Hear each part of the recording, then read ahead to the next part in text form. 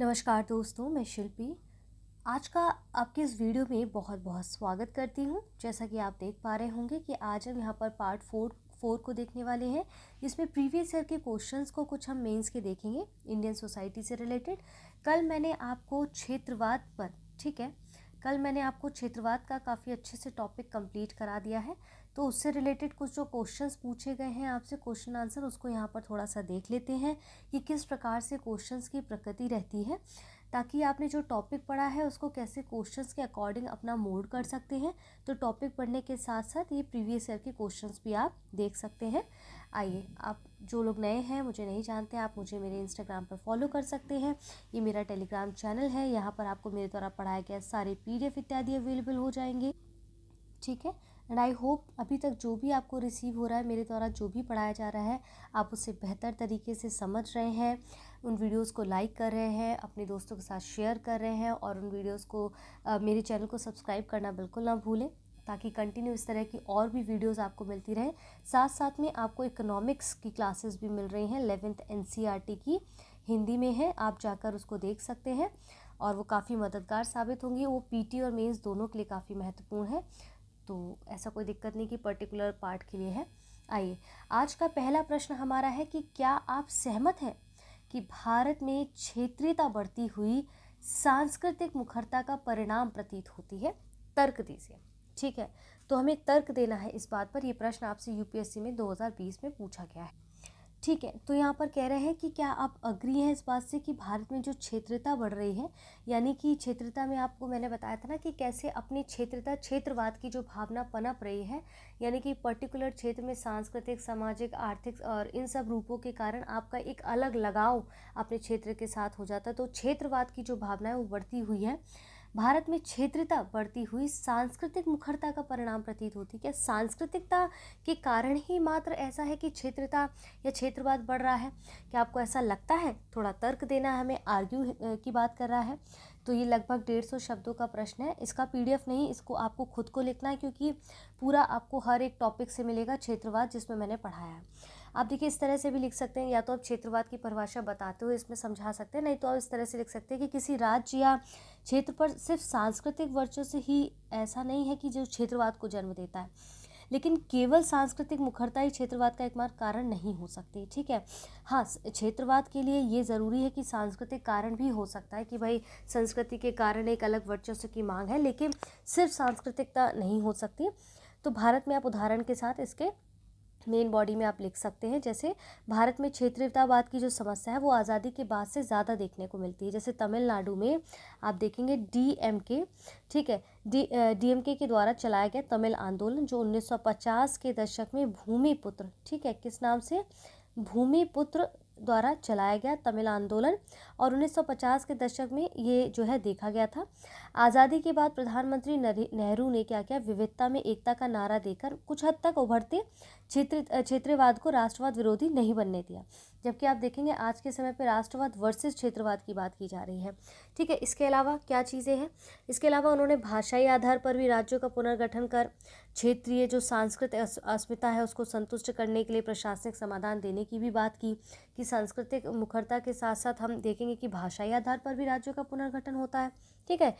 इन सब के बावजूद कई ऐसे कारण हैं जो क्षेत्रीयतावाद को बढ़ावा देते रहते हैं, जैसे राज्यों और विभिन्न क्षेत्रों के बीच आर्थिक असमानता, तो ये भी तो क्षेत्रीयतावाद का एक कारण है ना। तो सिर्फ सांस्कृतिक कारण तो नहीं, जब हमें तर्क देना है तो पक्ष और विपक्ष दोनों चीज़ें बतानी है, ठीक है ना। और ये सारी चीज़ें जो मैं आपको बता रही हूँ ना, वो सब कुछ आपको कल वाले लेक्चर में सारा मिलेगा। तो इसके लिए PDF मांगने की ज़रूरत नहीं है, सब कुछ वहीं से आपको मिलेगा, ठीक है। इसे संतुलित करने के लिए अब जैसे मैंने एक पॉइंट बताया कि जो है राज्य और अलग अलग क्षेत्रों के बीच जो आर्थिक असमानता है, ठीक है, क्या है? आर्थिक असमानता, ठीक है। आर्थिक असमानता की बात मैं कर रही हूँ। आर्थिक असमानता क्षेत्रीयतावाद को बढ़ाने का एक प्रमुख कारण है, क्योंकि कभी भी समाज में ऐसे बदलाव होते तो आर्थिक कारण बहुत प्रबल होता है। इसे संतुलित करने के लिए पंचवर्षीय योजना हो गया, वित्त आयोग के जरिए भी कुछ प्रयास किए जाते रहे हैं, ठीक है, पहला पॉइंट। दूसरा आप लिख सकते हैं इसे राजनीतिक और प्रशासनिक तंत्र के असफल होना, राजनीतिक और प्रशासनिक तंत्र के, ठीक है, और प्रशासनिक तंत्र के भी विफल होने के कारण भी आप ये देख सकते हैं। क्लियर है? तो यहाँ पर वापस चलते हैं। तो यहाँ पर राजनीतिक और प्रशासनिक तंत्र की असफलता, जैसे जो भ्रष्टाचार का उच्च स्तर आप देख रहे हैं, कमज़ोर प्रशासन की स्थिति देख रहे हैं, कानून व्यवस्था के गिरने का भी जो है क्षेत्रीयतावाद का सीधा प्रभाव पड़ता है। तो सिर्फ सांस्कृतिक कारण नहीं है, आर्थिक असमानता है, राजनीतिक प्रशासनिक जो तंत्र की असफलता है और भ्रष्टाचार, ये सब भी कारण है कहीं ना कहीं क्षेत्रीयतावाद के। इसके बाद सांस्कृतिक विविधता भी एक कारण के रूप में क्षेत्रीयतावाद को बढ़ावा देती, वो एक पॉइंट तो है ही।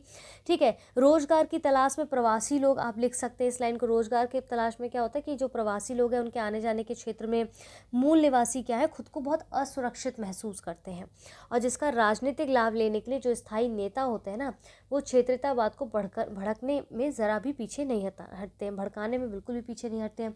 तो ये 4-5 पॉइंट हैं जिन्हें तर्क के द्वारा आप दे सकते हैं और अंत में लिख सकते हैं कि इस प्रकार कहा जा सकता है कि क्षेत्रीयतावाद जो है, ठीक है, क्षेत्रीयतावाद जो है एक संकीर्ण नज़रिए का घोतक है, और एक राष्ट्र के रूप में हम सबका ये कर्तव्य बनता है कि बिना किसी भेदभाव के एक दूसरे का सहयोग करते हुए पूरे राष्ट्र के विकास में अपना योगदान दें।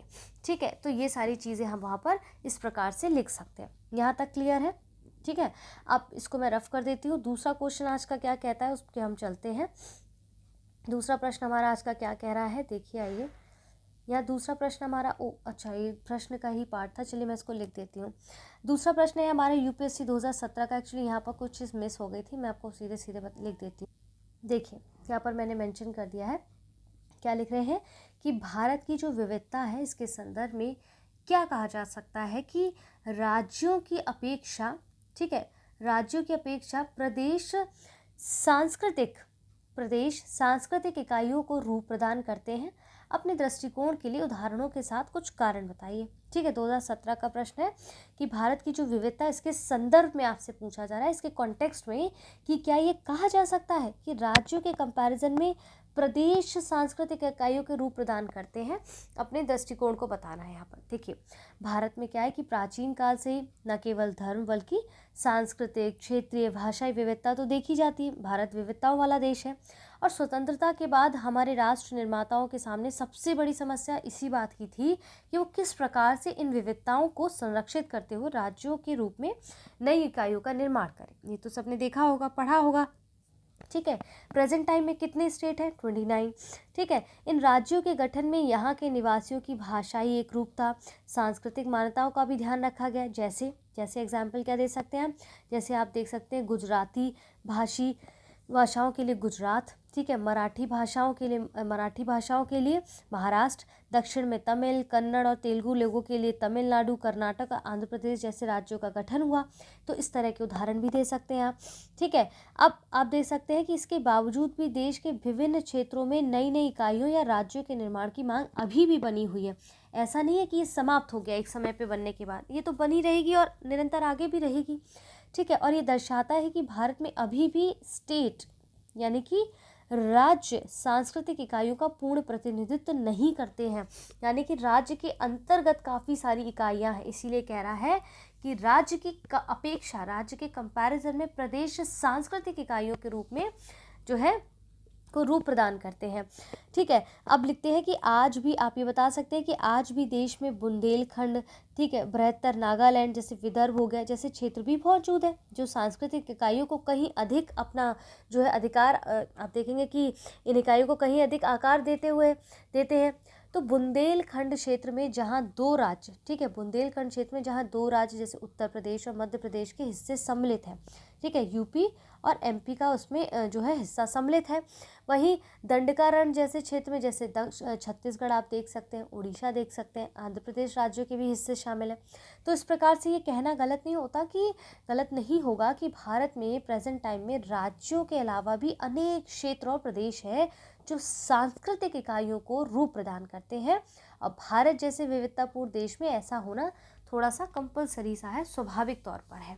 तो अब इस तरह से प्रश्न का उत्तर वहाँ पर लिख सकते हैं। नॉट एग्जैक्टली, आप क्वेश्चन को पढ़िए, समझिए, नहीं समझ आता तो फिर से पूछिए, एक फ्रेमिंग करिए। ज़रूरी नहीं कि उसको डेप्थ में जाके अगर नहीं समझ आता तो एक के पीछे घंटों पर बात कर रहे हैं। अब कुछ लोग बोलेंगे मैम कितने शब्दों में लिखना है, तो इसको भी 150 शब्द में लिखना है।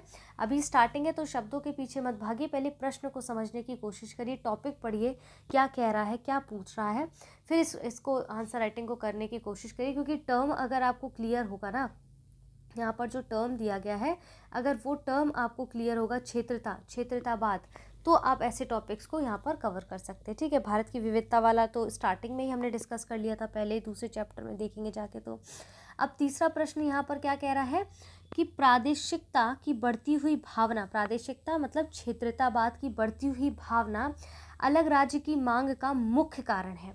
तो क्या सिर्फ आप बताइए, विवेचना करनी है, ये आपसे 2013 में प्रश्न पूछा गया है।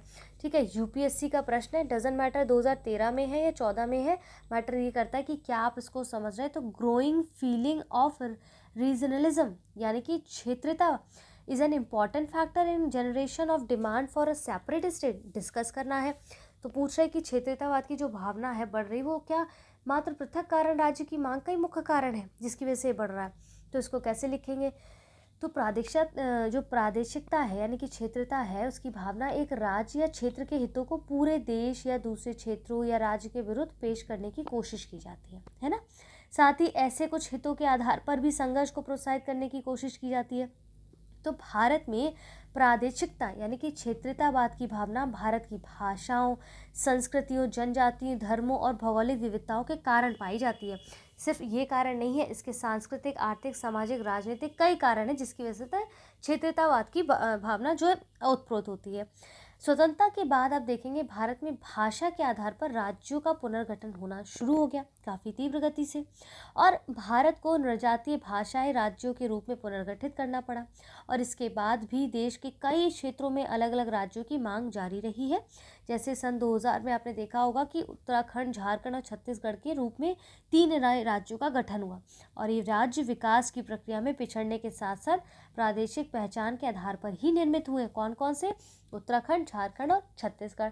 वहीं 2014 में फिर क्या हुआ था, आपको याद होगा, तेलंगाना के रूप में अलग राज्य के निर्माण के आधार पर भी इसमें विकास के साथ साथ क्षेत्रता का मुद्दा भी प्रमुख था, है ना। तभी तो तेलंगाना के अलग होने की वहाँ पर ये बात चल रही थी ना। प्रेजेंट टाइम में क्या हुआ है कि महाराष्ट्र में विदर्भ, जैसे गुजरात में सौराष्ट्र, उत्तर प्रदेश में बुंदेलखंड और पूर्वांचल, असम में बोडोलैंड के रूप में अलग राज्यों की मांग जारी रही है। और इन सभी मांगों के पीछे क्या है, क्षेत्रतावाद की भावना के साथ ही इन क्षेत्रों के विकास में अनदेखी प्रमुख कारणों के रूप में विद्यमान है। लेकिन कुछ मामलों में क्षेत्रता की जो प्रवृत्ति है वो राजनीतिक महत्वाकांक्षाओं का भी परिणाम है। तो इस प्रश्न का आंसर आपको सीधे सीधे जो लास्ट में कल मैंने क्षेत्रतावाद टॉपिक पढ़ाया है, क्षेत्रवाद, उसमें से सीधे आपको इस मिल जाएगा। ठीक है, तो राजनीतिक कारण भी है इसके पिछड़ेपन होने का आधार बनाते हैं, जनता को भावनात्मक आधार देकर, और कहीं ना कहीं क्षेत्रतावाद की जो अग्नि है उसमें घी का डालने का काम करते हैं। तो इस प्रकार से अलग राज्यों की मांग में क्षेत्रतावाद की भावना एक प्रमुख कारक के रूप में विद्यमान तो है। इस क्षेत्रतावाद को बढ़ावा देने में राजनीतिक महत्वाकांक्षा और क्षेत्रीय वंचना ने महत्वपूर्ण भूमिका अपनी अदा की है, जिसके कारण इस प्रश्न का उत्तर हमें इस प्रकार से लिखना होगा जो 2013 में पूछा गया है। इसी प्रकार से यूपीपीएससी में भी और अलग स्टेट पीसीएस में, जैसे बिहार में आप देखेंगे या फिर आप और एग्जाम एमपीपीएससी में भी देखेंगे, तो इस प्रकार के प्रश्न डायरेक्ट आपसे पूछे जाते। तो सिंपल सा प्रश्न है कि भैया बताइए, क्षेत्रतावाद की जो भावना जो बढ़ रही है, ये भावना वो पृथक राज्य की मांग का ही मुख्य कारण है क्या?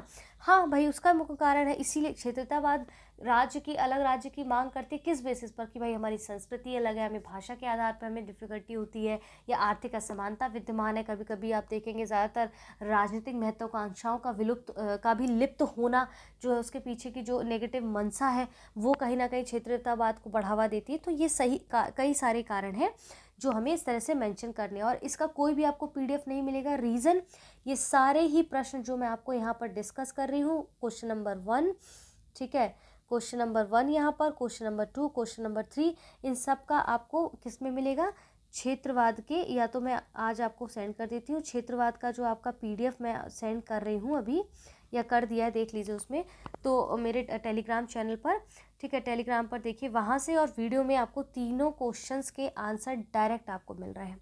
कोई डिफ़िकल्टी नहीं, जैसे समझ आता है इसको वैसे सॉल्व करने की कोशिश करिए, पर प्लीज़ करिए, क्योंकि बदलते समय में जो नए राज्यों की मांग हो रही है उसके रिगार्डिंग आप देखेंगे ये प्रश्न आने वाले परीक्षाओं में बहुत महत्वपूर्ण हो जाएगा।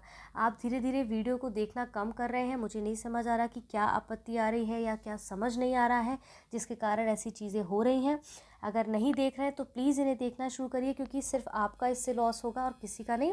जल्द ही आरओ एआरओ के भी वीडियोस आपको आई होप जल्द ही मिलेंगे।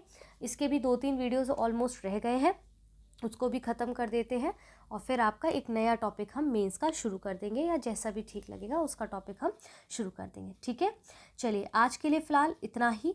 कल धनतेरस है, उसकी शॉपिंग करिए, एंजॉय करिए लाइफ में, और अपनों के साथ दीजिए, अपनों के साथ रहिए, उनका ख्याल रखें, अपना ख्याल रखें। जल्द मिलते हैं एक और नए टॉपिक के साथ, तब तक के लिए धन्यवाद।